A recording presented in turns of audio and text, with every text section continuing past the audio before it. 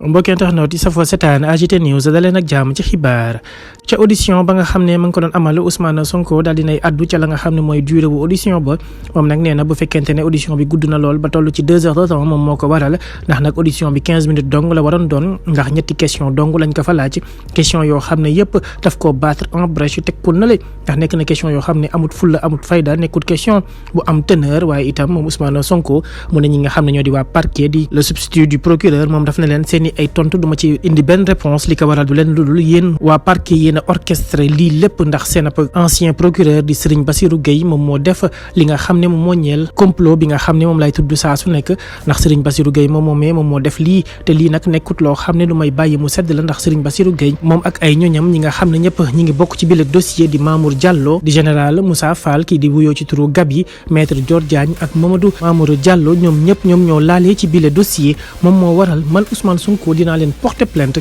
ndax nag lépp li nga xam ni dafa ñeel bi lépp dossier dama ci am preuve yu leer nañ jugee ko ci enquête bi nga xam ni Jean-Baptiste Tine nekkoon commandant bu gendarmerie nationale moom moo def ab enquête interne ci biir ndax li nga xam ne moo daloon capitaine Touré enquête boo xam ni mi ngi jaaree ci loxoy colonel Omar Diouf ak colonel Crépin Arsène Sambou ñoom ñooñee nga xam ne ce sont des dignes fils du Sénégal def seen liggéey ca na mu waree daal di koy génnee président Macky Sall doon laaj ndax rapport bi dafa am copie ou pas ndax bëggul woon Sénégalais yi daal si teg seen gët ndax xam na ne bés buñ ko gisee loolu dina nekk benn élément de preuve boo xam ni moom président Macky Sall daf koy yàqal moom ak ab nguuram ndax li nga xam ne moo di complot bi Serigne Bassirou Gueye yëpp daal di orchestré moom président Macky Sall moo nekk ca bopp ba ndax moo di seen ab njiit te lépp loo xam ne rek ñoom daal dinañ koy def moom moo leen ca bàyyi moom président Macky Sall moo waral nag amul kenn ci ñoom koo xam ni dinañ ko bàyyi en rade dinañ leen porter plainte ñoom ñëpp ngir ñu wuyu ji à la justice comme dañoo bëggoon ab procès dinañ ko am waaye ce sera Bassirou Gueye ak ñam yi àndal mais ça ne sera pas le président Ousmane Sonko